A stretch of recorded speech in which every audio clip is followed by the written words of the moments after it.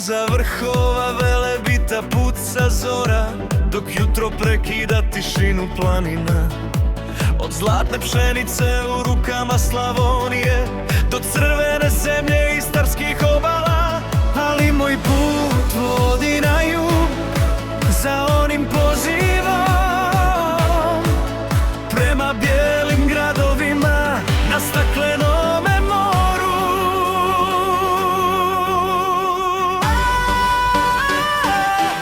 Jadransko plavo, tako duboko i široko, u tvojim valovima gubi se vrijeme.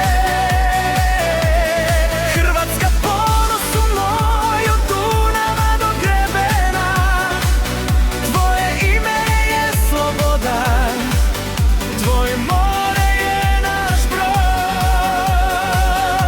Dalmacijo, biseru od soli i od gamena, u tvom plavene vinu želim vječno biti. Kroz ulice Zadra gdje orgulje zvuče i vjetar u jedrima kornata tuče, u Splitu na rivi u sjeni tog sjaja, duh cara prkosi vremenu bez kraja. Tisuću otoka ko safiri na jarkome svjetlu, obećanje na obzoru što se nikada ne gasi. Bura zapuše, nebo očisti bistro, miris levande pretvara snove u istinu. Od šibenskih tornjeva do dubrovačkih zidina, ljubav prema moru naš je odjek iz davnina. U svakoj konobi, uz kruh i uz vino, baština predaka u nama živi silno.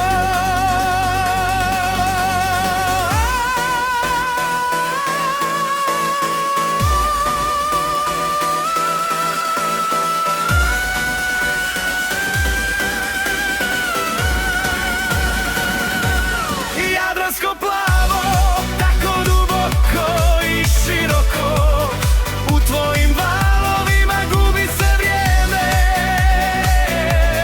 Hrvatska ponosu moj, od Dunava do grebena, tvoje ime je sloboda, tvoje more je naš brod.